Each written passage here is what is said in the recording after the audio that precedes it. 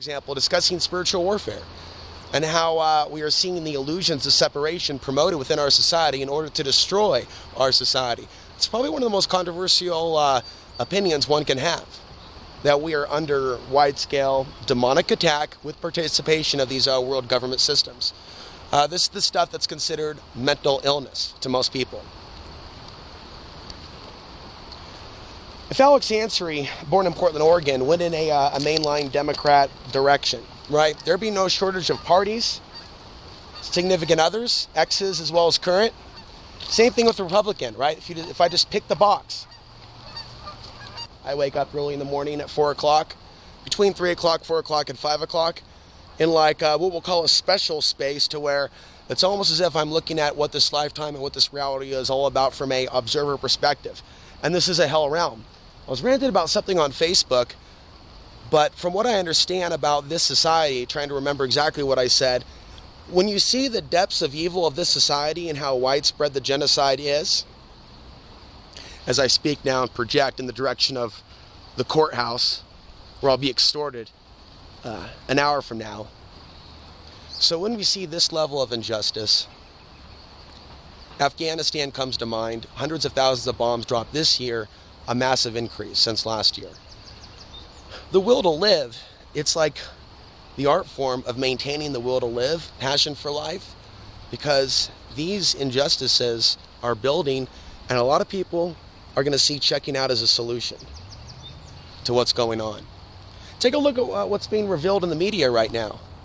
When you're watching ABC News, you see they're highlighting cases of what they're calling racism, but they're not really promoting the things that need to be done in order for us to live in a society where there's less judgment like that. You know, a lot of people in the media, they like to act like they're opposed to the widespread judgment of people from certain parts of the planet.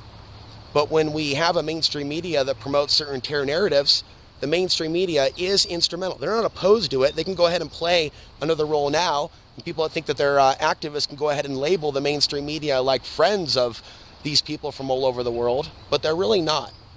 They play roles just like the people do in the streets for political reasons. And as I talked about with Portland, some people just straight up like to fight. I want to believe, just like that UFO poster. I want to believe. No, I don't want to believe in a Democrat or Republican. I want to believe that 12 years of hard work building up a platform isn't going to be burned down. You know, we have actual laws in this nation against burglary and vandalism, you know. When people build up a business, somebody just can't come along and just start vandalizing it. We got now this Orwellian YouTube corporation owned by individuals we know nothing about that have purported to be all loving and all light. They're gonna curtail the extremism, when in reality their algorithm, their robot apocalypse algorithm, can neutralize any of us, and they've had all the practice in the world. Tell you what, I can show you people on the left and the right, they'll go down and they'll rally for an individual calling them to battle their political foe. They can get on Facebook and get 25 allies, 50 allies. So what is different between me and them? I'm not calling for a conflict in the streets. I'm not calling for you to be at ground zero to take on the enemy. So I open up this book that I've never read, right? That's one of the most famous books on earth, and it's talking about the cycles and some souls coming up. Some souls are going to stay here, and some souls are going to evolve. That sounds a lot like the stuff that I talk about. And yet all I am is just speaking free flow next to a river. People go, oh, it sounds weird. That doesn't sound like orthodox. It doesn't sound like typical atheist, left-right fighting politics. I'm going to go back to Kyle from Secular Talk. I don't understand you, Alex Ansary. I'm going back to Alex Jones. He's loving and stuff. It's like, folks, this world is as inverted and backwards and 180 as it possibly could be.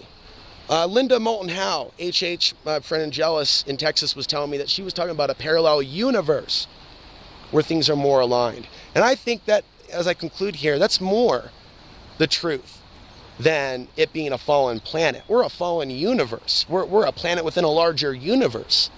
But what is the real world? Where the real romance is, where the real love is, where the police officers are actually extracting, going after those people that are actually doing wrong, not the poorest of the community, right? Not those that can be easily spotted as an outsider. Give them the ticket. Take 400 from them. They're suffering the worst. Take from them. What about the real reality? What would the real reality be like? where things are fair, where things are balanced. Maybe that's the world that we have to earn a right to live in. I'm always brought back, I think, to that internal truth.